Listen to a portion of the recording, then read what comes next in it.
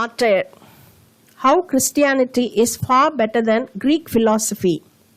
He was born around AD 100 at Flavia Neapolis in Samaria.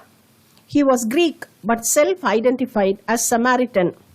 He was uncircumcised and defined himself as a Gentile. Saint Justin was one of the most important of the Greek philosopher apologists in the early Christian church. His writings represent one of the first positive encounters of Christian revelation with Greek philosophy and laid the basis for a theology of history. Saint Justin studied Stoic, Platonic and other pagan philosophies and then became a Christian in 132 AD, possibly at Ephesus.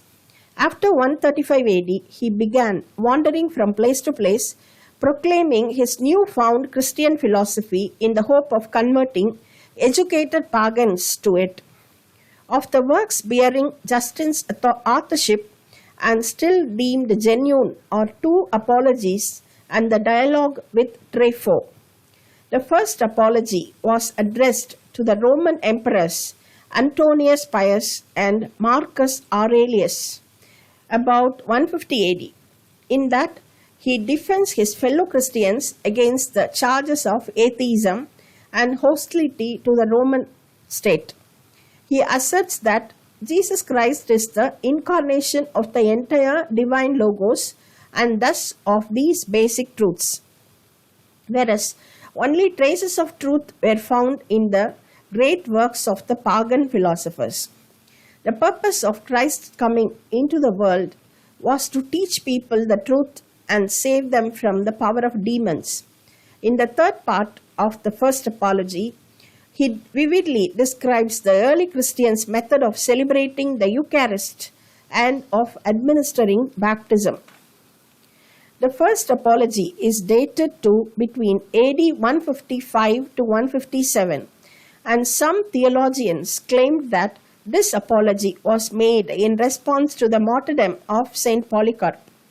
But by including the descriptions of Christian practice and belief, some theologians argue that what Justin was to hijack this normal Roman administrative procedure and turn into a vehicle for articulating and disseminating the message of the gospel. The dialogue with Trypho is a discussion in which Justin tries to prove the truth of Christianity to a learned Jew named Trypho. He attempts to demonstrate that a new covenant has superseded the old covenant of God with the Jewish people. Jesus is both the Messiah announced by the Old Testament prophets and the pre-existing logos through whom God revealed himself in scriptures, and that the Gentiles have been chosen to replace Israel as God's chosen people. In his brief second apology, Justin argues that the Christians are being unjustly persecuted by Rome. After his conversion to Christianity, Justin ultimately settled in Rome, where he founded a Christian school. His teachings played a prominent role in rebutting and denouncing several heretical teachings that were spreading within 2nd century Christianity, most notably the teachings of Marcion of Sinope. Marcion taught that Jesus and the New Covenant are entirely separate from Yahweh and the Hebrew scriptures. Justin was arrested in 165 AD along with 6 of his companions and accused of subverting Roman rule by his teachings. At his trial, Justin refused to sacrifice to Roman gods and was subsequently beheaded for his refusal to renounce his faith in Rome, earning him the surname martyr.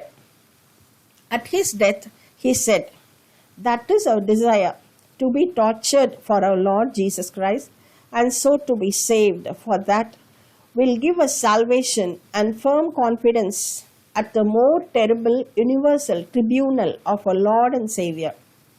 Love is like the air we breathe. It isn't always seen, but it is heard, felt, and needed. Not only our works, but also our thoughts are open before God.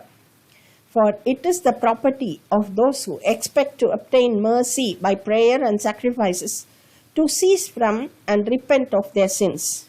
But Sunday is the day on which we all hold a common assembly, because it is the first day on which God, having wrought a change in the darkness and matter, made the world. And Jesus Christ, our Savior, on the same day rose from the dead. Thank you.